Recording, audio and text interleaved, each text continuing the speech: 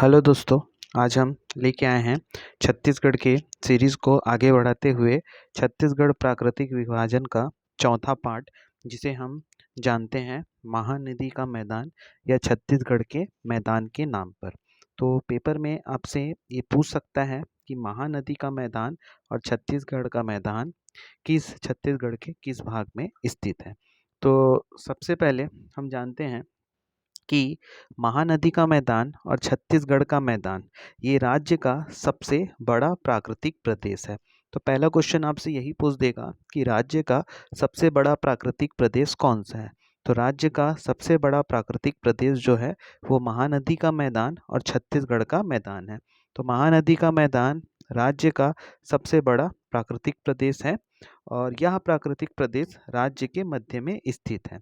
राज्य के मध्य कहने का मतलब, अगर आप एक बाय द वे अगर मैं ऐसा एक छत्तीसगढ़ का और इस तरीके से मैप बनाता हूँ, तो इसका मध्य भाग ये उत्तर दिशा और ये दक्षिण दिशा, ये दोनों को छोड़कर ये वाला जो हिस्सा है, ये वाला हिस्सा, ये आपका कहलाएगा मध्य भाग। और इसी मध्य भाग को हम जानते हैं महानदी का मैदान और छत्तीसगढ़ के मैदान के नाम से। इस कारण इसे राज्य का हृदय प्रदेश भी कहा जाता है। तो मध्य में स्थित होने के कारण हम इसे राज्य का हृदय प्रदेश भी कहते हैं।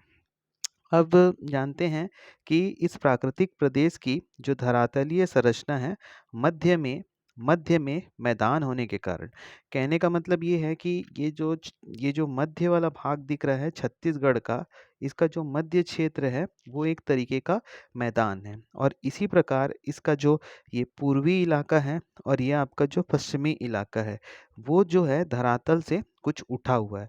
जब कोई भी क्षेत्र धरातल से उठा हुआ रहता है तो उसे हम उच्चावच के नाम से जानते हैं। वो धरातल से उठा हुआ भाग होता है, जिसके कारण जिसके कारण इसकी जो आकृति है, इस क्षेत्र की आकृति एक कटोरे के समान है। इसी कारण हम छत्तीसगढ़ को कटोरे, धान के कटोरे के नाम से भी जानते हैं। तो छत्तीसगढ़ का जो मध्य वाला क्षेत्र है वो आपका मैदानी है और पूर्वी और पश्चिमी जो हिस्सा है वो धरातल से कुछ उठा है और इस उठे हुए क्षेत्र को हम उच्चावच के नाम से जानते हैं। और इसकी जो आकृति है वो एक कटोरे की भांति है, जिसकी वजह से हम छत्तीसगढ़ को धान के कटोरे के नाम से जानते हैं। अब बात करते हैं इसकी स्थिति और विस्तार के बारे में।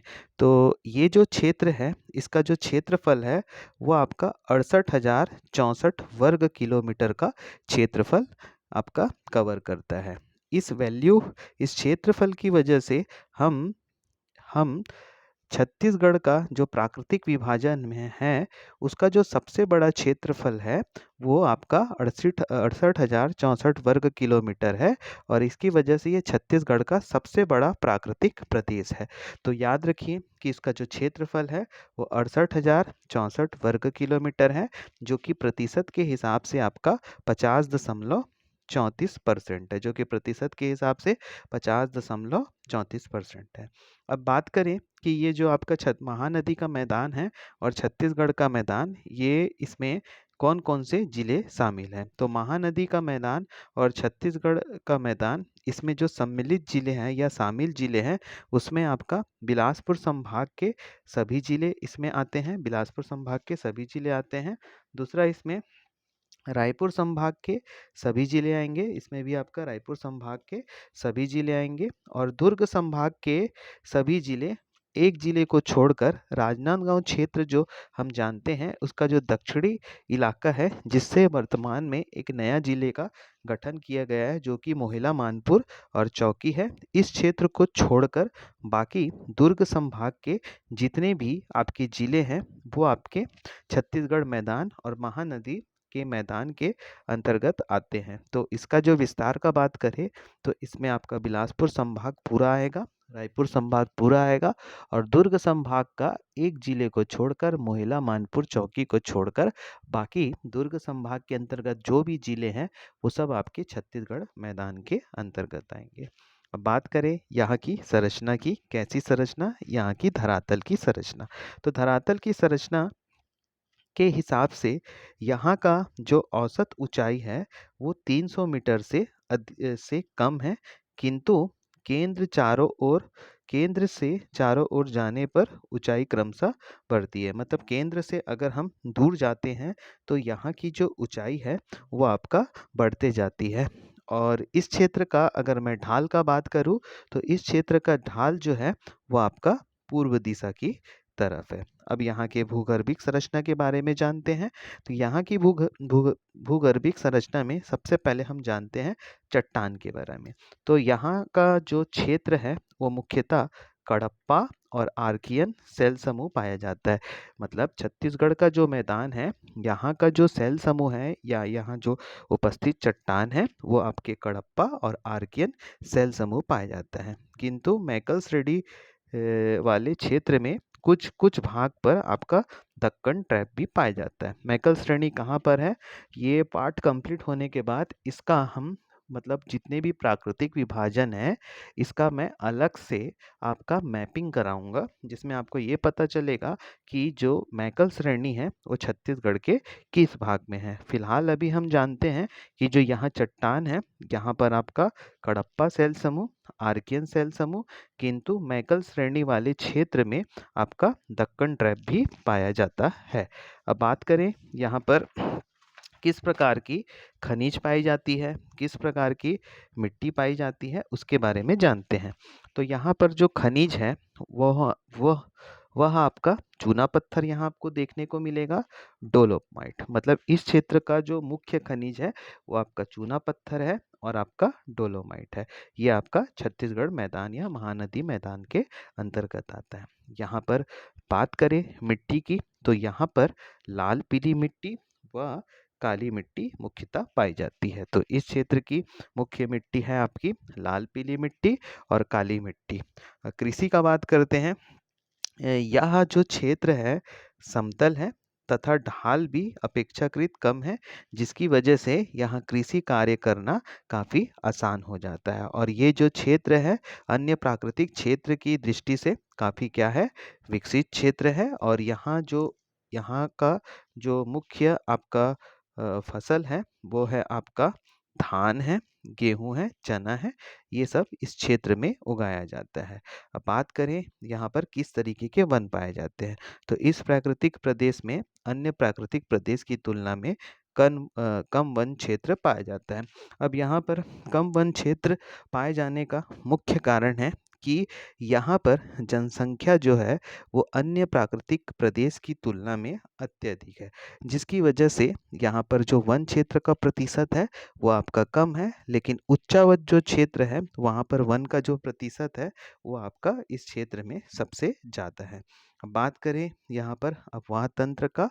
अपवाह तंत्र में यहाँ पर इस प्राकृतिक प्रदेश की जो अधिकांश नदियां हैं, जैसे इस प्राकृतिक प्रदेश की जो मुख्य मुख्य नदी है वो आपका महानदी है, शिवनाथ है, अरपा नदी आदि महानदी अपवाह तंत्र का हिस्सा है। तो यहाँ का जो अपवाह तंत्र है वो आपका महानदी है, शिवनाथ नदी है, अरपा, ये जितनी भी नदियाँ हैं ये महानदी अपवाह तंत्र का हिस्सा है। अब बात करते हैं इस प्राकृतिक प्रदेश के जो पश्चिमी भाग हैं, इधर से भी कुछ नदियाँ का उद्गम है, लेकिन इधर से जो नदियाँ निकलती है वो महानदी अपवाह तंत्र का हिस्सा नहीं है। जैसे आपका बंजर, तांडा आदि जो नदियाँ हैं वो नर्मदा अपवाह तंत्र का हिस्सा है। अब बात करते हैं यहाँ के उप विभाजन। उप विभाजन कहने का मतलब इस क्षेत्र को कितने भागों में विभक्त किया गया है। तो यहाँ हम उप विभाजन को दो कैटेगरी से पढ़ेंगे। पहला जो है वो आपका छत्तीसगढ़ का मैदान है और दूसरा जो है वो सीमांत उच्च भूमि है। तो जो छत्तीसगढ़ का मैदान है उसमें पहला पार्ट है आपका दुर्ग रायपुर का मैदान और दूसरा पार्ट है आपका बिलासपुर रायगढ़ का मैदान। तो जो छत्तीसगढ़ का मैदान है, छत्तीसगढ़ का मैदान और सीमांत उच्च भूमि, ये इसका उप विभाजन है, जिसमें हम छत्तीसगढ़ के मैदान को भी हम दो कैटेगरी में बांट लेते हैं। पहला है आपका दुर्ग रायपुर का मैदान और दूसरा है आपका बिलासपुर रायगढ़ का मैदान। जिसमें बात करते हैं सर्वप्रथम हम दुर्ग रायपुर का मैदान। इसका भी उप विभाजन कर दिए गए हैं, जैसे आपका शिवनाथ पार मैदान, दूसरा है आपका महानदी शिवनाथ दोआब, दोआब मतलब दो नदियों के बीच का हिस्सा, और उसके बाद तीसरा जो है वो आपका महानदी पार मैदान। तो यहाँ पर आपको याद रखना है कि जो महानदी का जो क्षेत्र है उसको दो कैटेगरी में या दो विभाजन किया गया है। पहला जो है छत्तीसगढ़ का मैदान है, दूसरा जो है सीमांत उच्च भूमि है। छत्तीसगढ़ के मैदान को भी हम दो भागों में बांट दिए हैं, जिसमें पहला पार्ट है दुर्ग रायपुर का मैदान और दूसरा पार्ट है बिलासपुर रायगढ़ का मैदान। और दुर्ग रायपुर के मैदान को भी हम तीन कैटेगरी में बांट दिए हैं, जिसमें प्रथम है शिवनाथ पार मैदान, दूसरा है महानदी शिवनाथ दोआब और तीसरा है महानदी पार मैदान। अब जानते हैं एक एक करके कि ये क्या है। सबसे पहले शिवनाथ पार मैदान।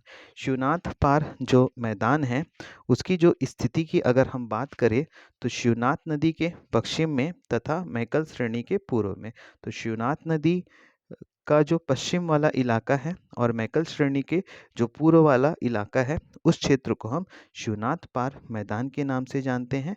अगर ये शिवनाथ पार मैदान का विस्तार का बात करें तो इसका विस्तार जो है वो मुख्यतः आपका राजनांदगांव जिले में है, कवर्धा जिले में है और बेमेतरा जिले में है। और यहाँ इस क्षेत्र की जो प्रमुख नदी है तो मैकल श्रेणी से प्रवाहित होने वाली नदी आपका आमनेर और हाप। और इस क्षेत्र में मुख्यतः आपको काली मिट्टी देखने को मिलती है। शिवनाथ पार मैदान की जो स्थिति है वो शिवनाथ नदी के पश्चिम में तथा मैकल श्रेणी के पूर्व में। इसका जो विस्तार है वो आपका राजनांदगांव, कवर्धा और बेमेतरा जिले में है। और यहाँ की जो प्रमुख नदियाँ हैं वो आपका आमनेर और हाप, और यहाँ पर मुख्यतः आपको काली मिट्टी देखने को मिलती है। अब बात करें पार्ट टू, जैसे महानदी पार मैदान। इसकी जो स्थिति है वो महानदी के पूर्व में तथा धमतरी महासमुंद उच्च भूमि के पश्चिम में। मतलब जो महानदी पार मैदान का जो स्थिति है वो महानदी के पूर्व में आपको देखने को मिलेगी तथा धमतरी महासमुंद उच्च भूमि के पश्चिम वाले जो क्षेत्र में इसका जो विस्तार है। अब बात करें यह किन किन जिलों में फैला हुआ है, तो रायपुर संभाग के अंतर्गत आने वाले जितने भी जिले हैं वो महानदी पार मैदान के अंतर्गत आते हैं। और ये जो क्षेत्र है काफ़ी क्या है आपका सकरा है। अब बात करें तीसरे पॉइंट के बारे में, तो तीसरा पॉइंट है आपका महानदी शिवनाथ दोआब। इसकी जो स्थिति है महानदी और शिवनाथ नदी के मध्य में है। महानदी शिवनाथ दोआब में आपको पहले ही बताया था, दो नदी के जो बीच वाला क्षेत्र होता है उसे हम दोआब के नाम से जानते हैं। तो यहाँ दो नदी में आपका महानदी और शिवनाथ नदी, इसके जो बीच वाला हिस्सा है उसे हम महानदी शिवनाथ का दोआब क्षेत्र के नाम से जानते हैं। इसका जो विस्तार है वो आपका बालोद, दुर्ग, बेमेतरा, रायपुर, बलौदा बाजार और आपका महासमुंद पर है। अब बात करें बिलासपुर रायगढ़ का मैदान। बिलासपुर रायगढ़ मैदान के अंतर्गत सर्वप्रथम हम बात करें बिलासपुर मैदान के बारे में, तो बिलासपुर मैदान की जो स्थिति है वो महानदी बेसिन के उत्तरी भाग में है। इसका जो विस्तार है वो मुख्यतः आपका बिलासपुर जिले में है। और इसमें जो पश्चिम वाला जो क्षेत्र है वो आरपा लीलागढ़ का मैदान में स्थित है। और इसका जो पूर्व वाला क्षेत्र है वहाँ पर हसदेव मांड का मैदान है। और इसका जो उत्तर पश्चिम वाला इलाका है वो आपका पेंड्रा लोरमी पठार के अंतर्गत आता है। और इसका जो उत्तर पूर्व वाला इलाका है वो आपका छुरी उदयपुर की पहाड़ी के अंतर्गत आता है। तो बिलासपुर का जो मैदान है वो महानदी बेसिन का उत्तरी भाग है। इसका जो उस विस्तार है वो मुख्यतः आपका बिलासपुर जिले में है। और इसके जो पश्चिम में है वो आरपा लीलागढ़ का मैदान है। इसके पूर्व में हसदेव मांड का मैदान है। इसके उत्तर पश्चिम वाले क्षेत्र में आपका पेंड्रा लोरमी का पठार है। और इसके उत्तर पूर्व में छुरी उदयपुर की पहाड़ी है। ये बिलासपुर रायगढ़ के मैदान का पहला पार्ट है। अब बात करते हैं रायगढ़ बेसिन। तो रायगढ़ बेसिन का जो विस्तार है वो मुख्यतः आपका रायगढ़ जिले में देखने को मिलता है और इसका जो आकृति है वो एक धनुष के आकार का है। रायगढ़ बेसिन में आपको एक चीज़ याद रखना पड़ेगा, जो इसका दक्षिणी भाग है वो चंवर ढाल की पहाड़ी स्थित है। इसके दक्षिणी भाग पर चंवर ढाल की पहाड़ी स्थित है।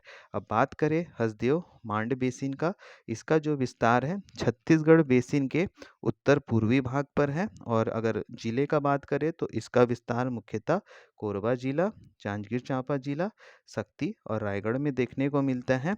और इस क्षेत्र की जो प्रमुख नदी है वो आपका हसदेव और मांड नदी है। आशा करता हूँ आपको मेरा ये बनाया गया हुआ वीडियो छत्तीसगढ़ का पार्ट 1, जिसमें हम महानदी वाला जो क्षेत्र है या छत्तीसगढ़ के मध्य वाला जो क्षेत्र है इसका हमने पार्ट 1 पढ़ा। इसका जो पार्ट 2 है वो मैं सीमांत उच्च भूमि उसे मैं रात तक अपलोड कर दूंगा। और अगर आपको मेरा बनाया गया ये वीडियो अगर पसंद आया होगा तो प्लीज़ लाइक, शेयर और कमेंट ज़रूर करिए और ज़्यादा से ज़्यादा इसे आप शेयर करिए। धन्यवाद।